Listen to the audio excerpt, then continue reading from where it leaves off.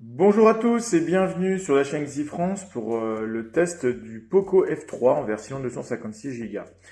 Alors pour commencer, on va juste faire un petit déballage rapide avant que j'installe le téléphone et que je revienne vers vous pour vous montrer tout ce qu'on peut attendre d'un téléphone à ce tarif. Alors on va commencer déjà en ouvrant par le petit mot d'accueil de Kevin Q qui est le président de Poco. Alors Poco, pour rappel, c'est une filiale de Xiaomi, mais qui de plus en plus se démarque et fait ses propres téléphones, alors toujours évidemment sous le nom de Xiaomi, mais, euh, mais voilà, c'est vraiment une marque qui se démarque au même titre que Redmi, etc. Alors, on va retrouver ici le petit poinçon pour le tiroir double SIM, les petits autocollants sympathiques, la petite notice ici, avec ici un petit adaptateur USB type C vers jack 3.5 parce qu'on n'a pas de jack sur ce Poco. Mais on fera le tour un peu plus tard des spécifications du téléphone. Une petite coque fournie, donc en silicone transparente, fournie par la marque, c'est très pratique, on est quitte d'en racheter une autre. Et dans le boîtier, on va donc retrouver notre merveilleux Poco. Voilà, donc ici c'est en version black. Voilà. Et au fond de la boîte, on va retrouver ici un chargeur 33 watts rapide avec son câble USB type C. Donc on est ici sur une version 33 watts, voilà. Toc, je ne sais pas si on voit bien. Alors, je vous laisserai faire des calculs, hein, pour rappel, pour que c'est marqué déjà, max 33 watts. Voilà, alors, bon, au niveau de l'écran, petit aspect rapide, donc on est sur un Snapdragon 870, etc. On reviendra dessus sur les spécifications. On va déballer tout ça. Voilà. Et donc, on a notre Poco ici, F3 en version 256. Alors, je vais l'installer, le configurer et on fait le tour du propriétaire un peu plus tard.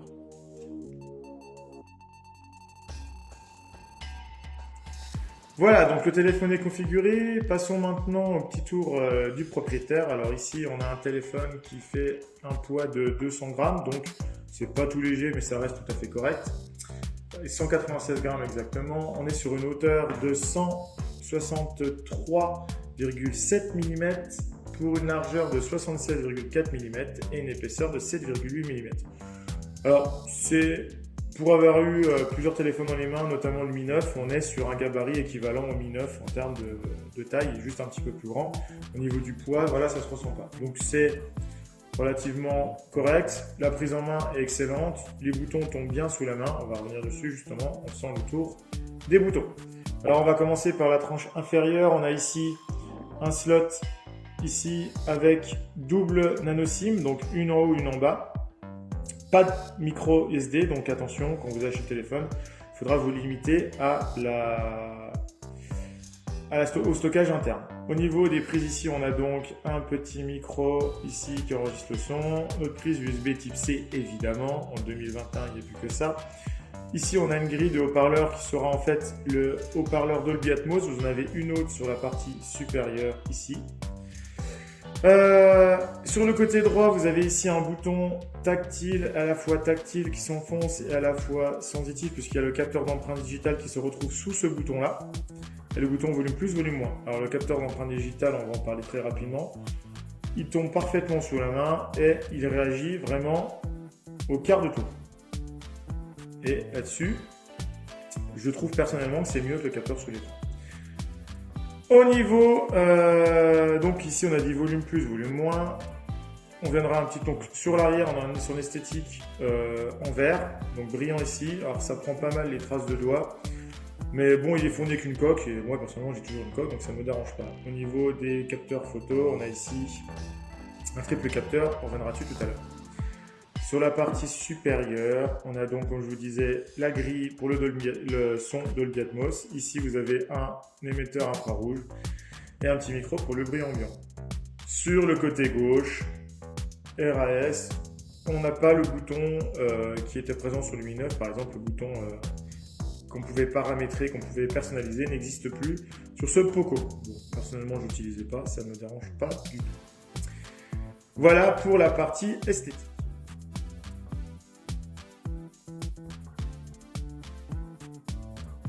Maintenant, sur les spécifications techniques. Alors, première chose, au niveau du processeur, de la performance.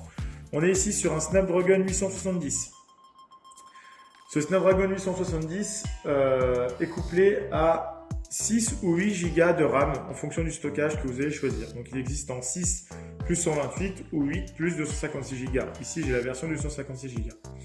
Au niveau du SoC, on est sur un Snapdragon 870. C'est donc un processeur octo-cœur qui monte jusqu'à 3,2 GHz avec un Adreno 650 en partie graphique et un modem X55, donc un modem 5G. Et justement, en parlant de la 5G, ce téléphone est compatible 4G, 3G, 2G et 5G et possède toutes les fréquences, toutes les bandes de fréquences, quel que soit votre opérateur en France. Donc que ce soit Orange, SFR, Bouygues, etc. Toutes les bandes sont supportées, donc n'ayez pas peur là-dessus.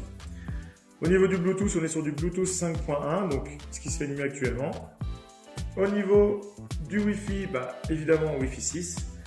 Et au niveau des GPS, on est sur un double GPS compatible Galileo, GLONASS, Beidou et Navic, la version indienne du GPS. Et enfin, pour terminer sur les spécifications, on va parler de la batterie. On est sur une batterie de 4520 mAh.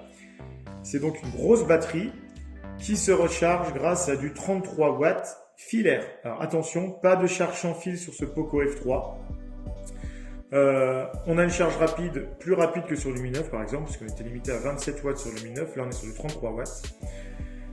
Ça charge très vite, la batterie étant importante, il faut quand même une bonne heure pour le charger de 0 à 100%. Par contre, l'autonomie est juste exceptionnelle. Exceptionnelle dans le sens où vous pouvez largement tenir votre journée sans souci avec une utilisation assez intensive. Ce que je n'arrivais pas par exemple à faire avec mon Mi 9. Avec le Mi 9, il fallait recharger en fin d'après-midi, etc. voire avant. Avec celui-là, aucun souci. Là, par exemple, il est 2h30, j'ai téléchargé beaucoup de choses avec, j'ai beaucoup manipulé et je suis encore à 70%, sachant que j'ai débranché ce matin à 7h du matin. Voilà, donc pour un petit exemple, alors je ne sais pas combien d'heures j'ai d'autonomie, on peut aller voir ça rapidement. Tac, batterie performance. Donc voilà, depuis ce matin, si je l'ai branché une fois dans la voiture, donc voilà, j'ai perdu que ça avec beaucoup de Spotify, avec 2 heures d'utilisation d'écran. Donc on voit qu'on arrive sur quelque chose d'excellent en termes d'autonomie. Alors, maintenant, on va pouvoir parler un petit peu du point fort du téléphone, d'un autre point fort après la puissance, l'écran. On a ici un écran AMOLED 120 Hz. Alors, au niveau justement de cet écran 120 Hz, en fait, il n'est pas adaptatif. Donc, ça va être à vous de choisir au départ si vous voulez travailler en 120, enfin l'utiliser en 120 ou en 60 Hz. Alors évidemment, l'intérêt du 120 Hz, c'est une fluidité accrue. Une fois qu'on y goûte, franchement, on a du mal à revenir en arrière. Par contre, basculer en 60 Hz va vous permettre d'économiser encore un petit peu au niveau de la batterie. Personnellement, le 120 Hz me va très bien, je tiens sans souci la journée. Donc c'est un écran de 6,67 pouces AMOLED d'une résolution de 2400 x 1080, c'est donc du Full HD+, il est compatible HDR10+. Donc je vous disais fréquence 120 Hz et on a un taux d'échantillonnage tactile de 360 Hz. Donc en fait, dès que vous utilisez dans les jeux le téléphone, la réactivité est excellente. D'accord, le moindre petit mouvement est perçu par le téléphone, donc là-dessus, c'est vraiment génial. Au niveau de la taille, on est sur un écran qui a un ratio de 20/9 et le contraste AMOLED oblige est quasiment infini, donc on est sur un contraste affiché à 5 millions contre 1. Enfin, la luminosité, donc c'est très satisfaisant. On a une luminosité de 900 nits en version classique et on peut monter en mode soleil. Donc ici, on va se mettre en mode écran. Imaginons on décoche la luminosité maximale. On peut monter ici jusqu'à 1300 nits en version lumière de soleil lorsque vous êtes au soleil. Donc aucun souci si vous êtes en pleine journée pour voir l'écran, il sera tout à fait lisible. Et enfin, pour terminer, cet écran est protégé par un Corning Gorilla Glass 5. Alors, le téléphone est proposé lorsque vous sortez de la boîte avec un petit film en plastique. Moi, je l'ai remplacé par un film hydrogel, mais on pourrait le remplacer par des vitres trempées ou autres pour le protéger davantage.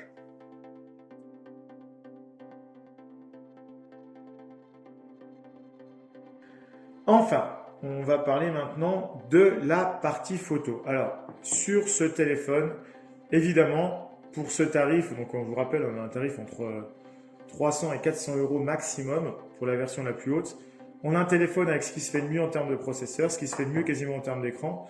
Forcément, il va falloir que Poco trouve une solution pour réduire les coûts. Et il a réduit les coûts en partant sur un capteur photo plutôt classique. Poco est réputé pour ses rapports qualité-prix en termes de performance-prix. Les photos, si vous voulez vraiment de la grosse photo chez Xiaomi, il va falloir aller sur le Mi 11 Ultra, etc. Donc c'est des téléphones qui valent le double, voire le triple du prix. Ceci étant dit, on n'est pas non plus sur un mauvais téléphone, il faut être clair.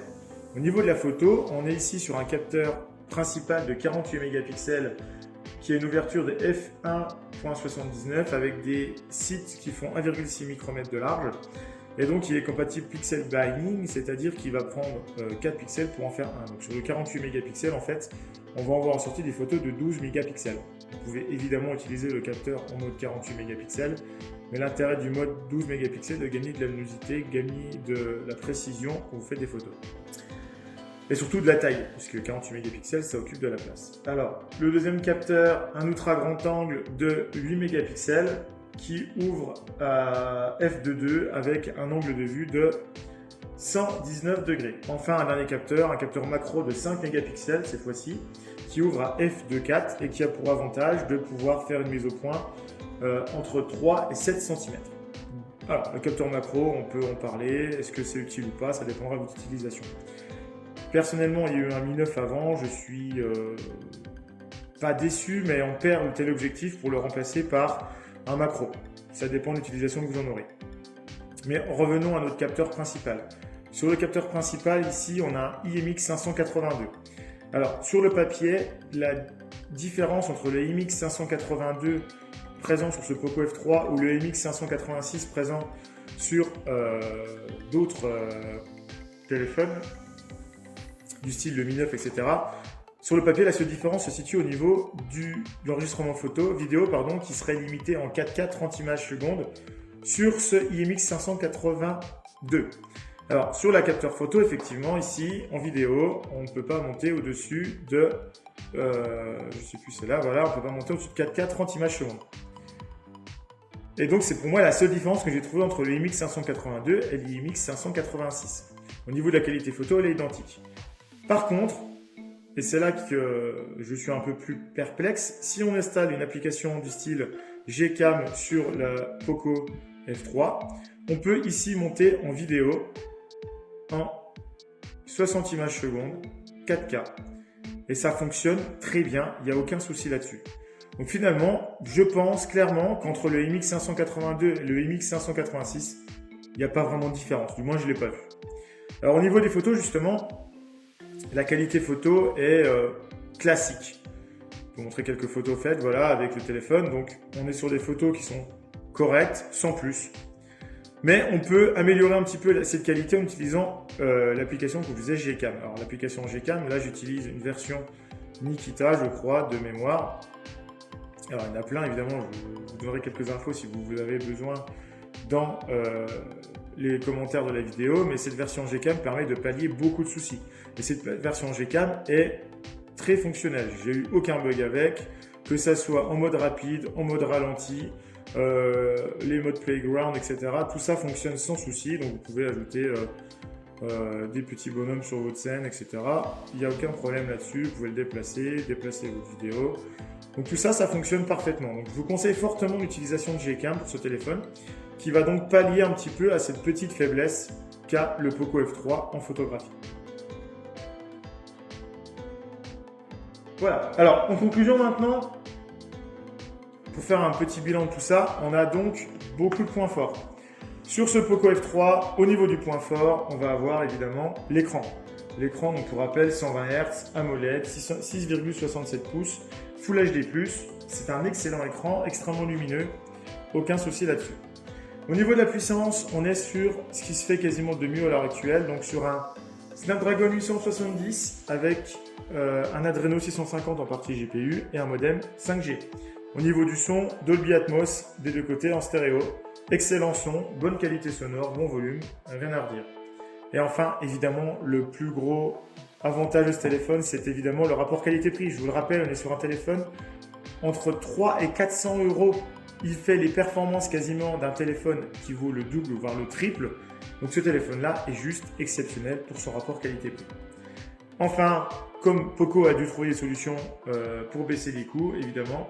Premier point, il n'est pas résistant officiellement à l'eau. Alors il est résistant apparemment aux projections d'eau. Je n'irai pas essayer personnellement. Donc il n'y a pas d'IP, il n'y a pas de sécurité, pas de garantie de résistance à l'eau. Et enfin, vous avez une partie qui est légèrement en retrait. Cette partie en retrait étant évidemment compensable avec l'application Gcam que je vous disais qui est parfaitement fonctionnelle. Voilà, donc je ne peux que vous recommander ce téléphone. Franchement, j'en suis extrêmement satisfait. Là, j'ai une petite semaine d'utilisation avec. Pour l'instant, j'ai eu aucun souci. C'est juste parfait en termes de qualité, en termes de performance. Franchement, je trouve ça vraiment top pour la qualité et pour le prix de ce téléphone. Donc, je vous laisse aller faire un tour sur la chaîne XIFrance pour d'autres vidéos. N'hésitez pas à vous abonner. Et je vous souhaite à tous et toutes une très bonne journée. À bientôt.